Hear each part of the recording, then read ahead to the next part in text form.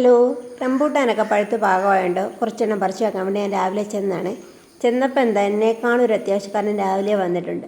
പുള്ളി എന്നെ കണ്ടത് ഇറങ്ങി ഒരു ഒറ്റ ഓട്ടോ പോകുന്നുണ്ടോ. ഇല്ലിയെ കൂടെ ചാടി, ഫെൻസിലെ കൂടെ ചാടി താഴോട്ടങ്ങ് പോയി. ശരിക്കും പറഞ്ഞാൽ നമ്മൾ റംബൂട്ടാനൊന്നും നമ്മുടെ വിശപ്പ് മാറ്റാൻ കഴിക്കുന്നില്ലല്ലോ. പക്ഷേ ഇവരോ അവരുടെ വിശപ്പ് മാറ്റാൻ വേണ്ടിയല്ലേ ഇത് കഴിക്കാൻ വരുന്നത്. അപ്പം പിന്നെ നമ്മളിത് വലയിട്ട് വെക്കുന്നത് അത്ര ശരിയല്ലല്ലോ. പിന്നെ വലിയ വലിയ കൃഷിക്കാരൊക്കെ ഉണ്ടല്ലോ, ഒരുപാട് പൈസ മുടക്കി, അവർക്കിത് കൃഷി ചെയ്യുന്ന പൈസയ്ക്ക് വേണ്ടിയാണ്. അപ്പോൾ അവർക്ക് വലയിട്ട് വെക്കണം.